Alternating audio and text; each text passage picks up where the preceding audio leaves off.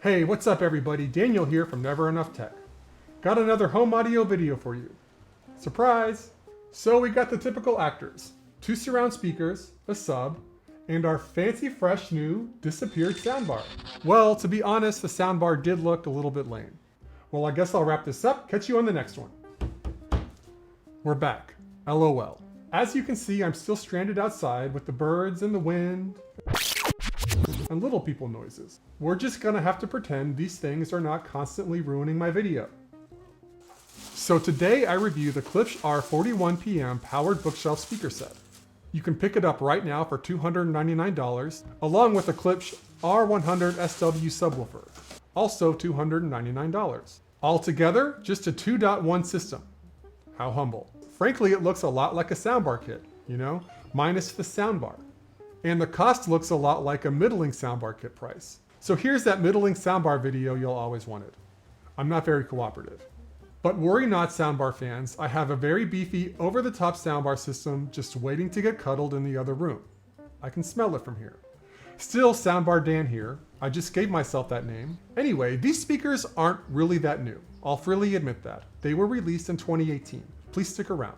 But I wanted to review these as they are reflective of a popular or emerging trend in home theater audio to which you might not be privy. So what is this mystery trend?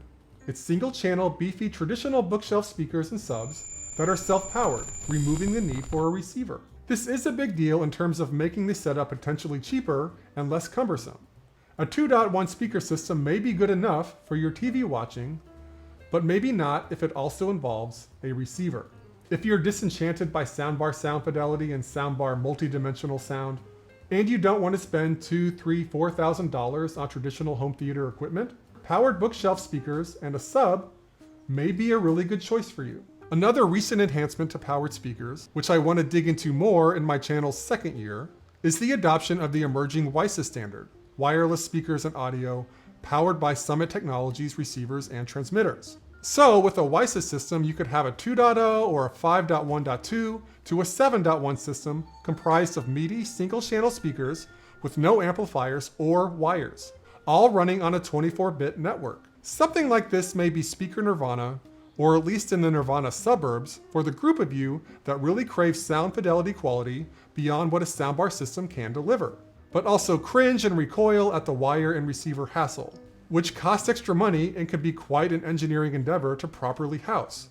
Elegantly anyway. Okay, winding back. This system is self-powered, so it doesn't require a receiver, but it is not WiSA enabled. Don't worry, I'll get there, but maybe subscribe, that'll help me get there a little bit faster.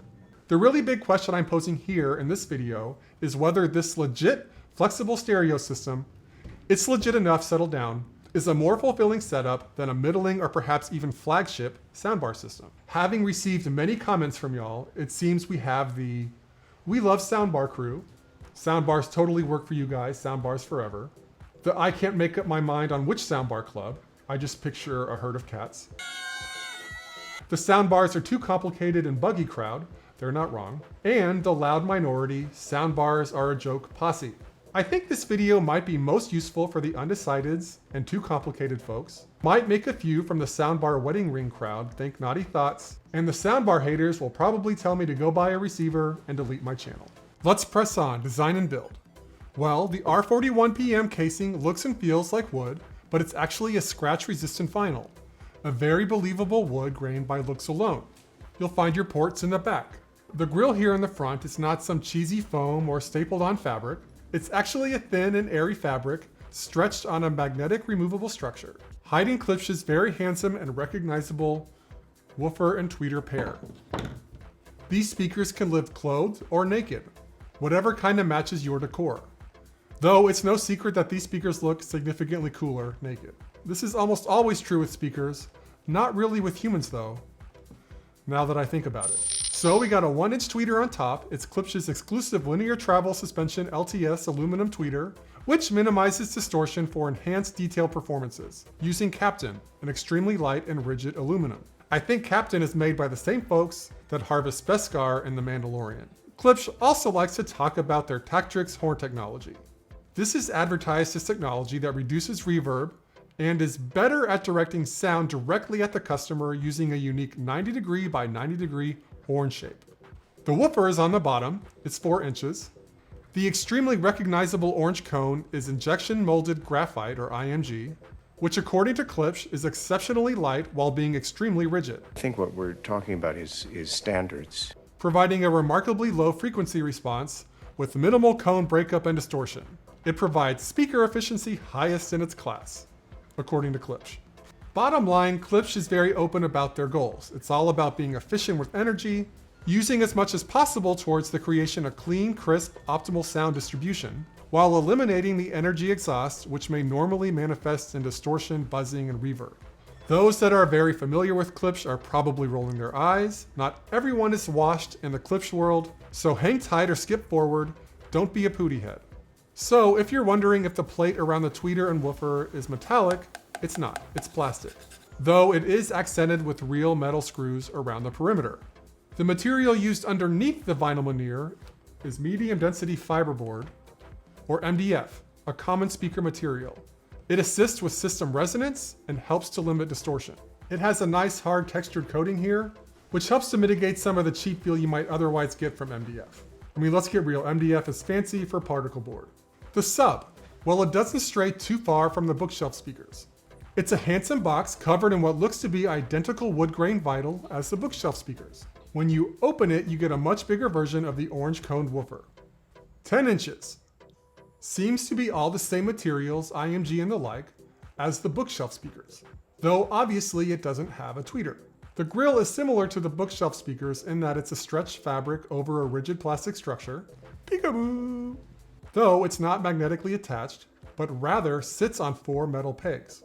So a little more cumbersome to remove and mount. We're looking at an incredible amount of build consistency here with the bookshelf speakers. The sub, like the Sonos Gen 3 and the Bose bass modules, far exceed the sub quality you get in the all-in-one box soundbar kits. On the whole, this system gets a star for its design and build, for its handsome looks and inclusion of high quality materials. For the nerds, let's break down the model names. R stands for reference, which actually means this is a lower end speaker, not being reference Premier, which has the RP prefix. The first number you see is the woofer size, so 4 inches. The second number is the tweeter size, 1 inch. And PM stands for powered monitor. The sub, R stands for reference. The first 2 numbers are the size of the subwoofer, so 10 inches. The third number, if it's there, I believe means it's powered. SW means subwoofer, I would hope. Setup, extremely easy. Plug in the host speaker, the right speaker. Next, you connect the host speaker to the left speaker with the provided speaker wire. The left speaker is powered by the right speaker, so you will not plug in the left speaker.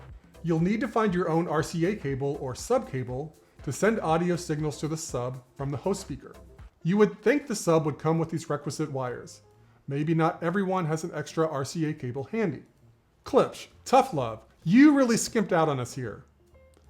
No, don't start crying.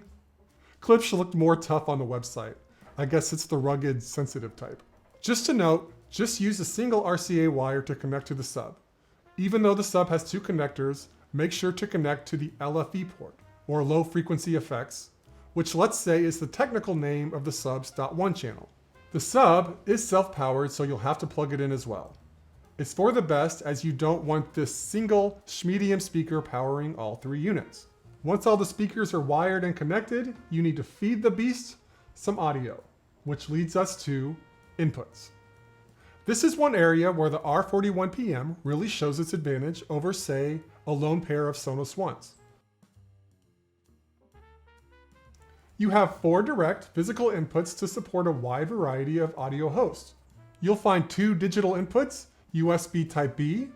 Yes, a USB Type A to USB Type B wire is included, and optical cable not included, which is annoying when you thought you were through with optical cables and didn't bring any to Texas. And 2 analog line-in options, aux and RCA. Neither of these wire types are included in the box either. Dang it! Sorry, that was an overreaction on my part there. So you can connect pretty much whatever your heart might desire, from record players, PCs, TVs, any device with a headphone jack. Lots of room to play. If you're seeking peak sound on a device like this, as you should be, I'd suggest turning the volume all the way up on the host device, That will give the speakers the strongest signal to work with. Whether you want the final volume loud or soft, you're not leaving any juice in the jug. There is one more input you don't see back here, which leads us to device streaming. Bluetooth. That's all you get. Go to the potty while your friends are listening, it may cut out. But everyone has Bluetooth, so it's great in a pinch. Klipsch also supports aptX, which does support uncompressed audio streaming. Uppity Bluetooth it has. He hasn't shown up in a while. Controls, not much to speak of on the host speaker. Just the main volume knob. It spins around forever, though I think at some point you hit the max. Was too scared to find out. You can change inputs by pressing the volume knob. Click, click. You'll also find a little toggle for switching between line and phono. Switch to phono if you're using a turntable without a preamp. You'll be quite dissatisfied with the sound if you don't. You got some more controls on the sub. One is a phase control that will be of use if you're using more than one sub. Subs can cancel each other out if out of phase. While this sub can be used along with other subs, this host speaker, the man, the boss lady, whatever power structure resonates with you, supports officially only a single sub. I'm sure there is a hack to add more. Split the LFE channel, for instance. We're done talking about this. You have a gain knob, which will control general volume. Its highest setting is 11, which is exactly one louder than a sub that just goes up to 10. And you'll find a low pass filter knob that controls the frequency at which you want the sub to take over. I recommend just setting to LFE, which kind of leaves the decision making to the signal. But you know, play with it. When your dopamine levels peak, stop playing with it. A toggle there is for setting the subwoofer to on, off, or standby. Forgot to mention soundbar Dan did. Remote control, pretty poor low end, though fairly straightforward. It's meant specifically to control the host speaker. It's not trying to control your TV, Apple TV, or gaming console. So with the remote, you can power the device on, off, control speaker volume or sub volume. Keep in mind you're not controlling the sub directly, but rather the intensity of the signal being sent to the sub. The final sub volume will be impacted by where you have set the gain. The whole thing is very analog. How fun. You also have quick access to the 4 physical inputs and Bluetooth. And note, you can tune a universal remote to control basic functions on the host speaker. But keep in mind your TV remote is not going to automatically adjust volume on this device. There is a crudeness you're signing up for here. A beautiful yet rugged cabin, thinking outdoor shower, looking over a valley, maybe some antelope grazing nearby. The internet probably sucks. You probably need one of those special antennas. And the girlfriend keeps complaining about the shopping options. You can reset the bass level to the midpoint right here. Klipsch likes to boast about its dynamic bass EQ, which has traditionally required a receiver. It works to keep bass levels sounding consistent for the customer at different volumes. Anyway, you have the ability to turn this on and off with 3-second presses of the sub button. So just to be clear, you don't get a play pause button on this remote. You can mute the incoming information, or you can let it play audibly. The source continues on either way. The source cares not 2 poos what you do with this remote. You have this LED button that toggles on/off the display unless you mute the system, in which case you must learn to accept that the blinking light will continue through the end of time. The display, I just kind of talked about it. It's just a single LED, a rather large multicolor LED that is mostly invisible, but makes an appearance during a volume or settings change. The LED color changes based on input. I think they chose very pretty colors. The app. Codec support. Well, it supports stereo, or mono, I suppose. What this means is that you need to make sure, if you're using a digital connection, that you are not passing anything higher than stereo. So for instance, on the Apple TV, you need to make sure to set the preferred output to stereo as opposed to Dolby Digital Plus, which sends 5.1. If you listen very closely, you can tell whether the system likes the signal or not.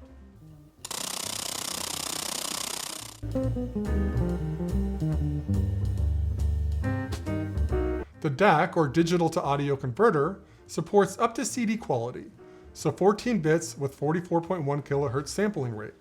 This is not really the bit depth and sampling rate people are looking for these days, though there is an open discussion, I think, whether we are really able to perceive audio bit depths and sampling rates higher than this. I would say that speaker technology and how it's built is far more important. Sound quality. Pretty baller.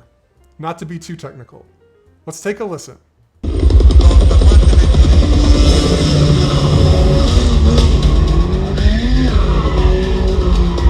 can I just take a moment to thank you? There's nothing else I'd rather be doing with my life. I don't care.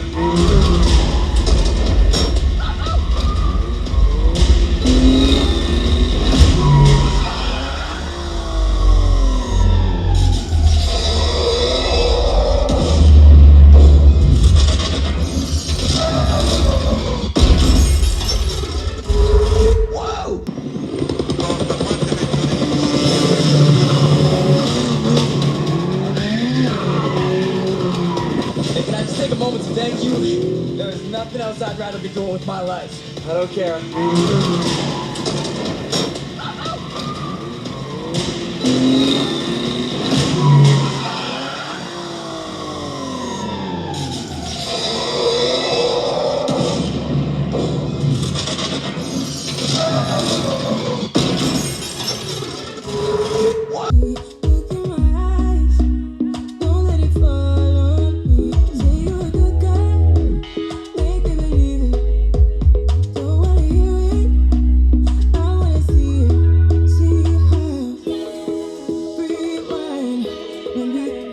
I'll start with music on this video. Once I got the system hooked up, I just kinda kept it playing all day in my makeshift office at my parents' house. One quality you notice in comparison to a soundbar are details and space. It's much easier to discern the characteristics and the layers of the music when the channels are more physically separated by space and by housing, especially if certain instruments or vocals are exclusive to a left or right channel. Klipsch has a mission statement. The sound profile must be flat. It's not trying to push a fanboy overhyped sound profile. That one's for the Bose haters. As such, it kind of provides an old school listening experience. Nothing trendy going on. I noticed crispy highs, deep bass. I was never yearning for a sound characteristic that wasn't there. It's all very satisfying. Gives you the energy of a live concert. This system doesn't create as much volume as say the Q90R with its bulldozer bar and surrounds, though it's certainly enough volume for living rooms, dens, offices, and certainly more satisfying than any of the soundbars I've tested on the music front, which is not really intended to be upscaled to 7 or 9.1 or whatever these soundbars are trying to do. It's more likely music was being mastered in a setup like this than on a 9.2.4 system, for instance. I had fun playing with my dad's old records, offering the full analog experience. I maybe wouldn't call record playback exceptional, though maybe his equipment was lacking. Maybe bring your own preamp. Overall for music, it's fun and intimate. These definitely make very good music buddies, especially considering the price. All right, the TV. Beyond obvious, if you are looking for anything beyond stereo with good bass, this system is not for you. You do get a great spatial effect with this system, but it's one-dimensional, left, right. You obviously don't get the second and third dimension spatial effects you get with a soundbar with rear surrounds and upward firing speakers. My biggest suspicion going in, which I think probably would be your biggest suspicion too, was the absence of a center channel. Though I would say two well-placed stereo speakers do kind of a reasonable job of virtualizing a center channel, delivering you the sensation that dialogue is coming from the middle of the TV as opposed to from two different speakers. It should go without saying that these make terrific computer speaker monitors where you are typically really just aiming for stereo. Based on the one provided cable, USB, one would think Klipsch wants most for you to use these as computer speakers. Dirty little secret, recently I've been rolling with just my internal iMac computer speakers. These speakers here certainly make editing my audio easier, though much more depressing because I can hear what's really going on with my voice. So afraid to leave. Well, what's there to eat? Knock it off, Napoleon. Make yourself a dang quesadilla. Fine. It ups the fun factor of playing casual games on Apple Arcade. And I assume the same for real video games that generally scare me and stress me out.